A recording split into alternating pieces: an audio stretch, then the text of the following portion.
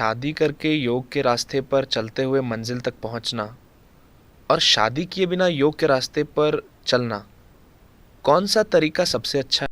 तो आप शादी करते हैं अपनी ज़रूरतों की वजह से। आप अपनी पत्नी के साथ पैदा नहीं हुए थे क्या? आप इस तरह से जन्मे थे, एक संपूर्ण मनुष्य के रूप में। चूंकि आपकी कुछ ज़रूरतें हैं, शारीरिक, मानसिक, भावनात्मक, शायद आर्थिक, सामाजिक, वो भी होती हैं, है ना? तो कई ज़रूरतें होती हैं।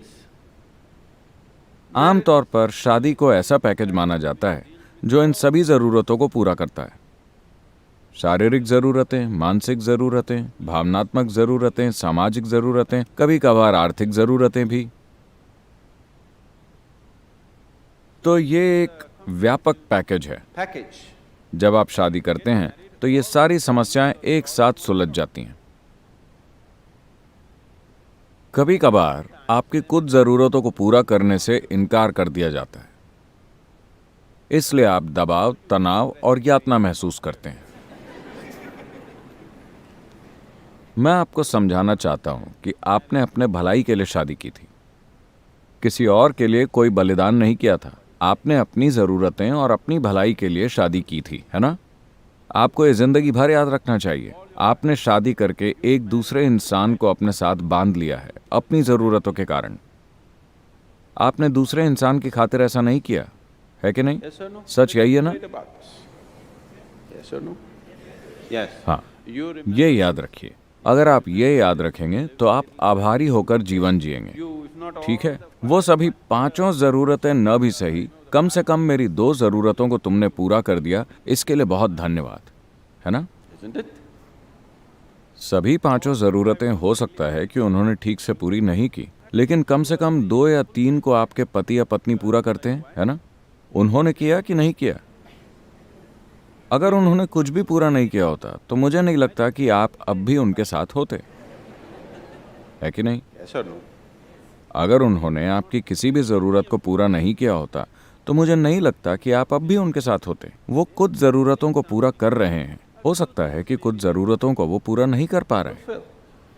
आपके साथ भी ऐसा ही है। आप भी दूसरे व्यक्ति की हर ज़रूरत को पूरा नहीं कर पा रहे हैं।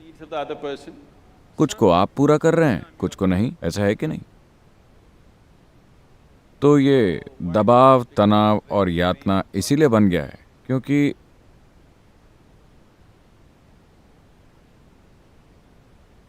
अभी तक आपने चाहे उसे जैसा भी बना दिया हो, उससे कोई फर्क नहीं पड़ता। अगर आप चाहें तो 3 दिनों में, चाहे आपकी स्थिति कितनी भी बुरी हो, 3 दिनों के भीतर आप उसे एक शांतिपूर्ण स्थिति में ला सकते हैं। अगर प्यार नहीं, अगर आनंद नहीं, तो कम से कम एक शांतिपूर्ण स्थिति आप 3 दिन के भीतर ला सकते हैं, अगर आप इसके लिए 100% इच्छुक हो, है कि नहीं?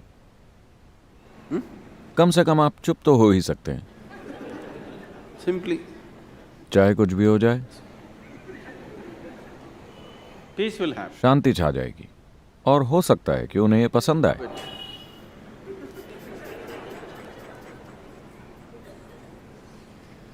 So don't walk. योग के रास्ते पर मत चलिए। रास्ते चाहे कोई भी हो, आप अपने साथ योग को लेकर चलिए।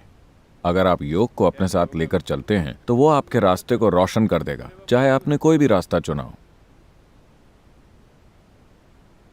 You have chosen. आपने अपना रास्ता अपनी ज़रूरतों के कारण चुना है। अगर आप ऐसा कर चुके हैं तो ये आपके ऊपर है। जिन लोगों ने ये नहीं किया है, मैं चाहूँगा कि आप अपना रास्ता अपनी मजबूरियों के कारण नहीं, बल्कि अपनी चेतन ज़रूरतों के आधार पर चुनें। तो जब आपके जीवन में ऐसा चरण आता है तो ये अपने जीवन की ओर जागरूक होकर देखने का और ये सोचने का समय होता है कि क्या आज की ज़रूरतें 5 या 10 साल बाद भी आपके लिए कोई मायने रखेंगी? Will it क्या आज आपकी जो साधारण ज़रूरतें हैं उनके लिए अपने जीवन को बांधना उचित है, या ये बस आती जाती ज़रूरतें हैं? passing needs for you? अगर वो बहुत प्रबल ज़रूरत है तो आपको शादी करनी चाहिए। अगर वो प्रबल ज़रूरत नहीं है, सिर्फ आती जाती ज़रूरत है, तो आप शायद बस सिनेमा जाकर अपनी ज़रूरतों को पूरा कर सकते हैं। फिर शादी करने की कोई ज़रूरत नहीं है। Yes, बहुत से लोग ऐसे होते हैं, उनकी ज़रूरतें बहुत प्रबल नहीं होती, वो बस आती जाती हैं, but लेकिन सामाजिक ढांचा उन्हें मजबूर करता है।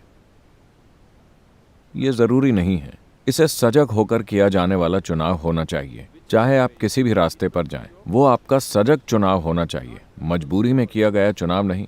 क्योंकि अगर आप मजबूरी में चुनेंगे तो आप हमेशा अपने आसपास के लोगों पर उसकी भड़ास निकालेंगे,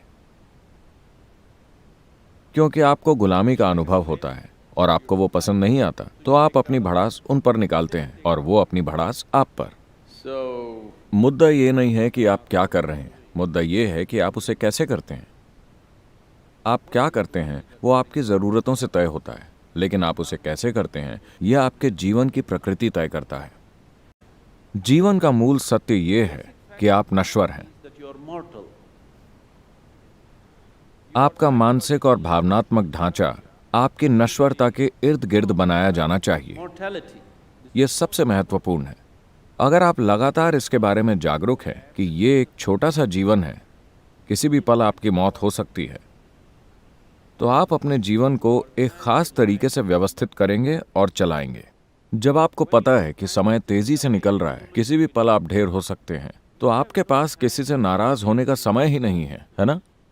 आपके पास यहाँ किसी से लड़ने का समय नहीं है। आपके पास लंबे समय तक हताश होकर बैठने का समय नहीं है।